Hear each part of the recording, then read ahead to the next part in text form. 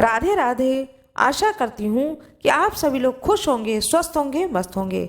आज मैं आप लोगों को शुक्रवार की व्रत कथा सुनाने जा रही हूँ। शुक्रवार की कथा सुनाने जा रही हूँ। कृपया अपने हाथ में पुष्प और चावल अवश्य ही ले लें, क्योंकि कहा जाता है कि खाली हाथ कभी भी कथा नहीं सुननी चाहिए। जब कथा पूर्ण हो जाए तो जहाँ कहीं भी आप बैठे हों, वहाँ पर जो भी भगवान की प्रतिमा हो उनके सामने उस पुष्प को अर्पित कर देना चाहिए। शुक्रवार की व्रत कथा। एक सास बहू थी। बेटा काम धंधा किया करता था, महीने 2 महीने में आया करता था। सास शुक्रवार को मूर्ति सिंहासन पर बैठा करके पूजा करती थी।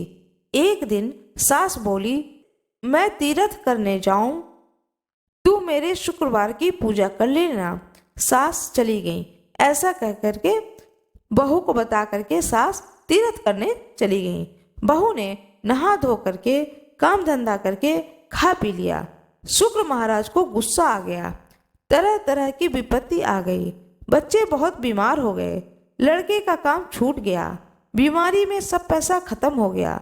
घर में झाड़ पोंछ करके शुक्र महाराज की मूर्ति को कूड़े में डाल दिया गया। लड़का भी बीमार हो गया। सास तीर्थ करके आई तो घर देख करके उसे बहुत ही दुख हुआ। रात को सपने में शुक्रवार महाराज आए और कहा कि तेरी बहू ने मेरी पूजा नहीं करी तो सारा धन देखो तेरा नष्ट हो गया है। सुबह उठकर देखी तो शुक्र महाराज की मूर्ति नहीं है। बहू से बोली, शुक्र भगवान की मूर्ति कहाँ है? बहू बोली, मुझे पता नहीं है। सास ने सारा घर को बुहारा और कूड़ा फेंकने गई तो वहां देखा कि शुक्र महाराज की मूर्ति वहीं पे पड़ी हुई है। वह मूर्ति को उठाकर लाती हैं और मूर्ति को नहला करके बड़े प्रेम से सजाती हैं। सजा करके सिंहासन पर बैठा करके उनकी पूजा करती हैं, आरती करती हैं और फिर विनती करती हैं कि हे प्रभु, मेरी बहू ने जो भी गलती करी है उस गलती को आप क्षमा करना। आप दयावान हैं, आप भक्तों से प्रेम करते हैं तो कृपया क्षमा करें और हमारी बहू को सही राह दिखाएं। सास बहू दोनों शुक्रवार के व्रत करने लगीं। लड़के का काम लग गया। लड़का के बीमारी ठीक हो गया। पोता पोती जो कि बीमार थे वो लोग भी ठीक हो गए। बेटा बोला, हमारी बुद्धि खराब हो गई थी। कूड़े में हम लोगों ने भगवान शुक्रदेव की मूर्ति को फेंक आए थे। अब जब से तुम आई हो, शुक्रदेव महाराज की कृपा से घर में सब कुछ ठीक हो गया है।